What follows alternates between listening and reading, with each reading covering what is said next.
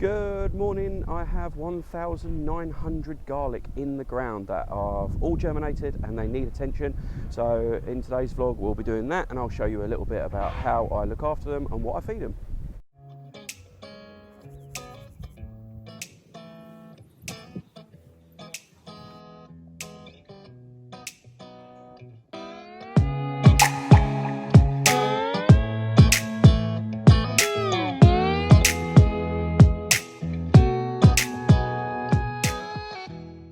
Hello and welcome back to the farm. For those who are new to my channel, firstly, thanks for clicking on the thumbnail. My name is Alex. I'm a vegetable grower here in the UK. I'm based in Essex and I'm growing chemical-free, pesticide-free vegetables so that people in and around Essex can get access to homegrown local produce with next to zero carbon footprint. Today I'm up here doing some jobs, mainly around garlic, as I said in the intro. I thought I'd vlog along and bring you along for the journey, let you know what I'm doing, why I'm doing it. But effectively what I'll be doing today is weeding, feeding and tucking in my garlic to give them the best opportunity to survive over winter. Then they'll start thriving in spring, and by the summer I'll have a shed load of garlic. I've just realised as I said that what I've said, a shed load of garlic. And a bumper crop that is pretty valuable for a market gardener. So let's get on with it and I'll take you along for the ride.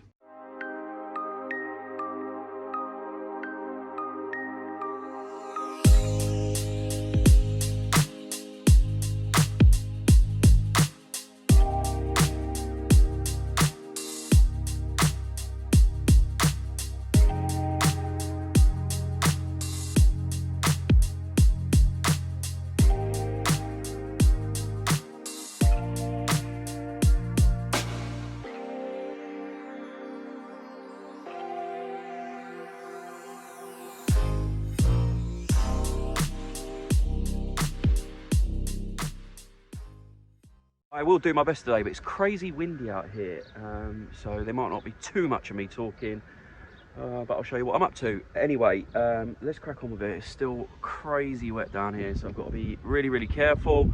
I said crazy twice already. Let's cut that out, and yeah, you can probably hear the wind.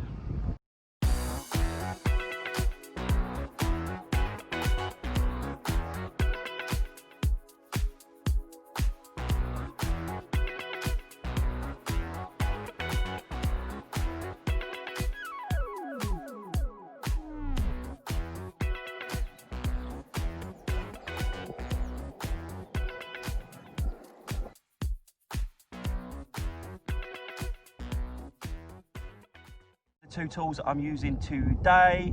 For the bulk of the weeding I'm using this 3-prong thing, just cheap from home base. I like it for disturbing the soil, just taking off those little sort of little seedling kind of weeds off the surface. And then for the more intricate stuff, I've got this wire weeder that I made. There's a video of that in my back catalogue if you're interested, and that is doing in between the actual garlic as opposed to the rows. It's a little bit safer, it's a little bit less damaging, and if I do catch a garlic it isn't gonna break it.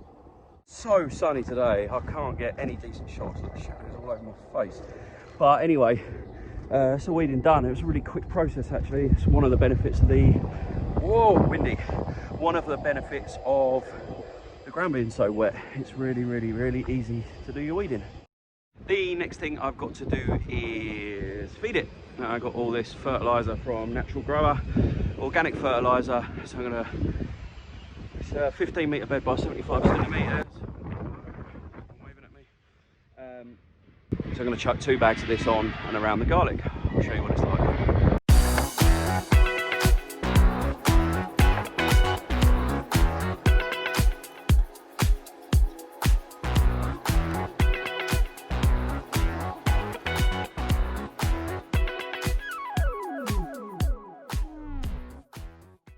Okay, so we're in the relative calm of the shed out of all that carnage. I'm just going to have a quick cup of coffee before I get chucking that soil conditioner on. I'm working really hard with the soil for garlic, for example. It's a bit of a, you know, a long distance runner of the vegetable world, if you want to call it that. All the preparation, all the works at the beginning. The soil's right, the location's right. that little bit of a boost early on in the season, and then I'll just leave it for that longevity of the season and just let it do its thing and reap the rewards at the end. Now, this is all I'll do with my garlic. Yes, I'll keep it weed free, but the beds are pretty weed free anyway, but I will maintain them. I'll try and keep it as weed free as possible, and that's pretty much all I'll do with the garlic. It's tucked in. If this wet weather does continue, what I should say is I might put a bed of straw to sort of like tuck it in for the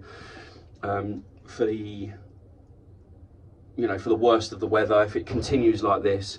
But the problem being, I've let the soil get so wet now, I need the sun to dry it. If I put a bed of mulch like straw or hay or something like that on top of it, that will slow down the drying process, and so I'm in this catch-22. Let me know what you'd think if I should do about a more, you know, established mulch. But I'm applying this fertilizer, this organic soil conditioner, as a mulch, so we'll sprinkle that in between and around all the garlic, give it a bit of an energy boost, and as I said, let it do its thing. You might have noticed in between all of my video footage, I've put shots of my garlic over the last couple of seasons. I've had some pretty good success with garlic, and I'm a little bit obsessed. Yeah, I think, yeah, I probably am a little bit obsessed. Is there anything wrong with being obsessed with garlic? I mean, there are worse things to get obsessed about. It's a great crop. It lasts forever, it stores forever. It's easy to grow, it tastes great. You can use it for loads in the kitchen.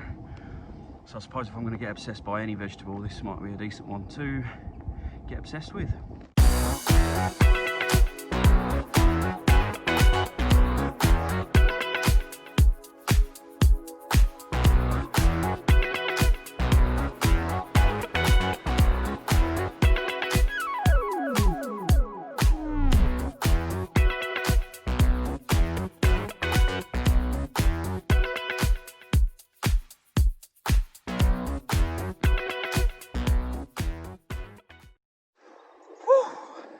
Feels good to get my hands in the soil again. Oh. Right, I've had to come back in the shed to film the last bit of this vlog because it's just so windy out there. It's picked up, I've just had a look, 20-25 mile an hour winds, which just means my camera's blowing around in the wind, you can't hear what I'm saying, so I'm gonna have to just do the last little bit in here.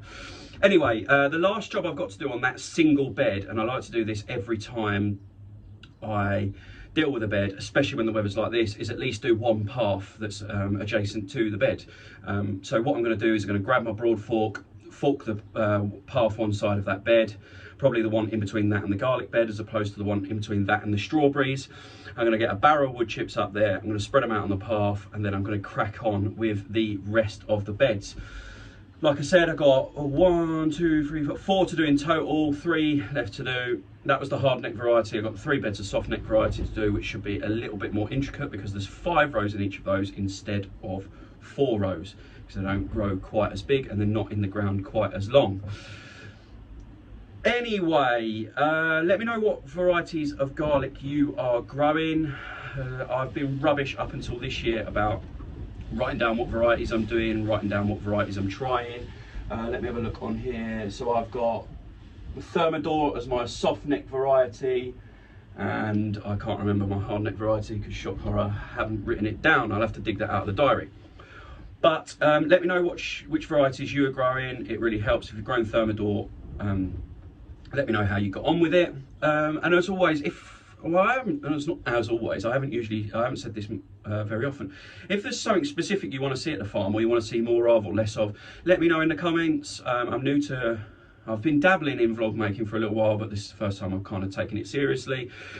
And I'm interested to know what it is that you want to see more of, what you want to hear more of. I'm thinking about doing some short sort of 3-minute videos for beginners that aren't necessarily about the farm, but they're about growing specific crops.